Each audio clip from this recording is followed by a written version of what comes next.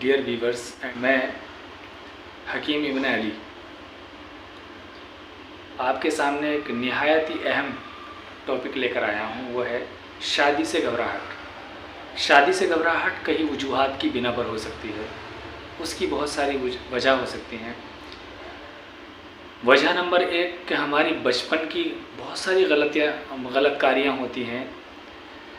मस्टर्बेशन, हस्तमैथुन या मुश्तज़नी, किसी भी ज़बान में आप कह लीजिए, इसको हम ऐसा फील करते हैं कि हमने अगर ये गलत काम कर लिया है तो बस अब इसका कोई इलाज नहीं है। ऐसा मुमकिन नहीं है। मेडिकल साइंस आज के ज़माने में बहुत आगे पहुंच चुकी है और हमें बिल्कुल भी घबराने की ज़रूरत नहीं है।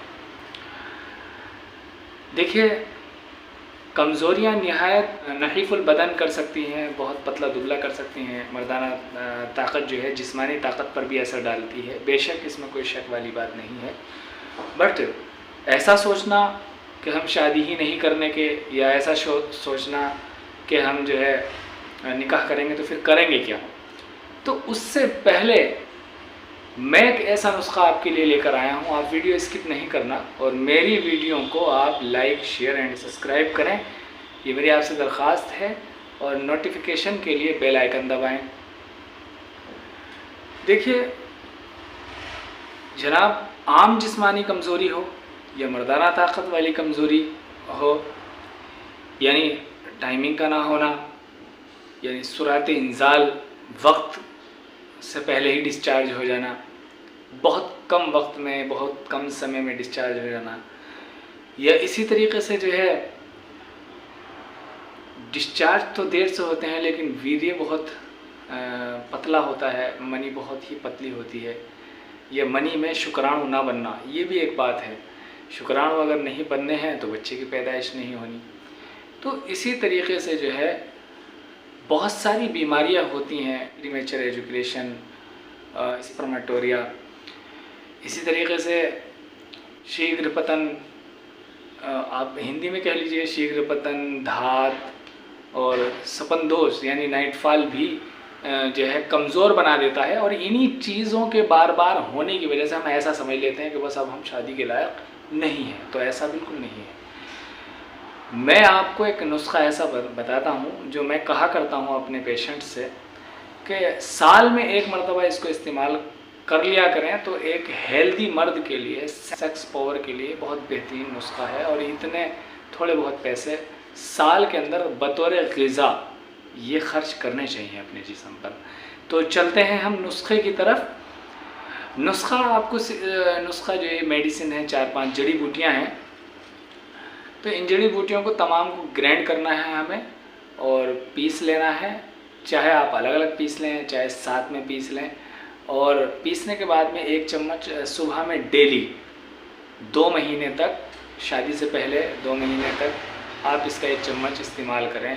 आप अपने अंदर बहुत ही चेंजिंग देखेंगे, बहुत ज़्यादा चेंजिंग, ऐसी चेंजिंग कि मेरे अंदर जो वीकनेस थी वो भी दूर हो रही है और मैं अपने अंदर चुस्ती, फुर्ती और तमाम चीज़ें महसूस कर रहा हूँ ये खाने के बाद में।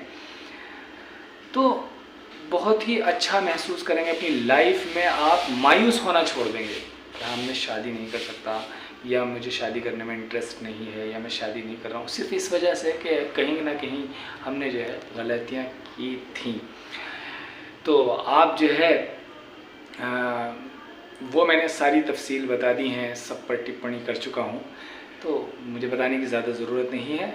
चलते हैं नुस्खे की तरफ। इस्तेमाल का तरीक़ा भी मैंने बता दिया है। 10 ग्राम यानी 1 चम्मच, टेबल स्पून, 1 टीस्पून होता है, 1 टेबल स्पून होता है, 10 ग्राम, 7 से 10 ग्राम दवाई, ये डेली खुराक है।